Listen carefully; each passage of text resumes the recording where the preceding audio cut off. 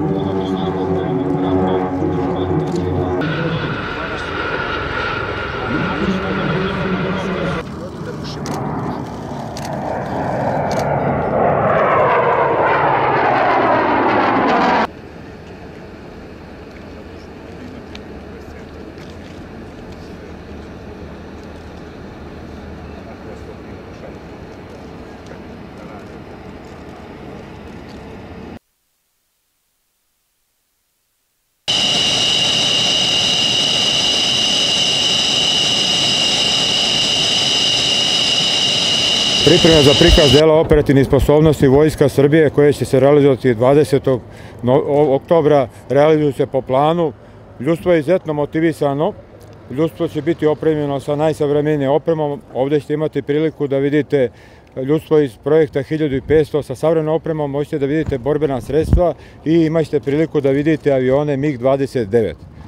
U dinamičkom delu biće realizovana vežba uz učešće pripadnika specijalne brigade, pripadnika kopnene vojske kao i pripadnika ratnog vazduhoplovstva i PVO.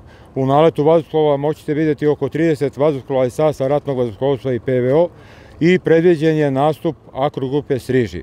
Postavljen će biti sve vreme taktičko-tehnički zbor za vreme odvijanja cele manifestacije, tako da ćete imati priliku da razgledate i sva sredstva naoružanja vojne opreme koje se nalaze u naoružanju Vojske Srbije. Kao što vidite, sve pripreme teku po planu i ja i ovu priliku koristim da pozovem što više naših građana da dođu, da uveličaju ovu proslavu i da vide koliko je napredovala njihova zemlja i koliko je napredovala njihova vojska. Danas smo imali zadovoljstvo i da dočekamo pilote iz slavne AKRU grupe Striži. Oni su tu, izvodit će delove svog programa, neke koje će možda i po prvi put izvesti van teritorije Ruske federacije, tako da će naša publika imati sjajnu priliku da se uveri u njihove letačke sposobnosti. Kao što vidite, naše vazduhoplovstvo je snažno, napreduje. Dugo niste mogli da vidite ovako veliki broj naših vazduhoplova na jednom mestu, svi sposobni, svi u resursu, svi spremni. Pozivam vas još jednom, dođite da vidite koliko je napredovala vaša zemlja, da budete ponosni na svoju vojsku.